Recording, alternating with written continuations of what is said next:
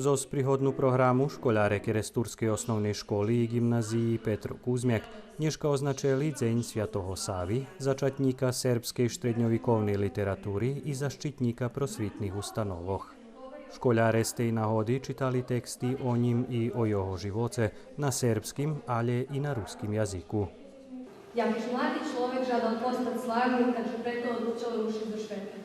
Pre zdravo kolejno žvidla stretnu Svjetova Savu. Dok še odpočivali, bešedovali i Legin bi pripovedal Kaciji predsojice, Svjati Sava što mu pitao. Znaš ti robi z neku robotu? Znam kje skošari od kruca, hvari Legin. Čiš i radosni gdje keceš? Radosni sam svjetitelji, ljubim i špivat z robim. A čiš i ljudi raduju dok kupuju tvoje košari? Raduju še, hvarješi su dobri i krasni. Evenči našu slavu. Ljepši ponamališ da bi to co robiš bilo dobre i tvoje šepco. Legin podrgao svjetiteljovi, vracavše domu i vredno iz uzljubovu robu, da postao bohatý i slavný u svojim remeslu, što še i kraj piše u jeho roboti.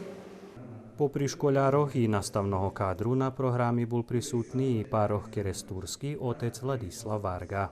Dúfam, že máme bardzo veľa zajedničkého, okrem keď patríme do histórie Sviatého Sávy, jeho oca, ktorý tiež tak bol medzi Vostokom i Zapadom, podobni i mi boli na rozdražju Vostoku i Zapadu.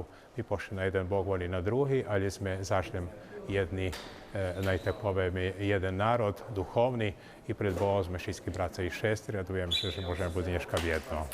Po zakončeniu úriadovej časti programy pán otec zo Pravoslavnej cerkvi Sviatoho Marka zo Skúly zo s domašnjima lámal slavský kolač i všetkým prisutným povinčoval šveto.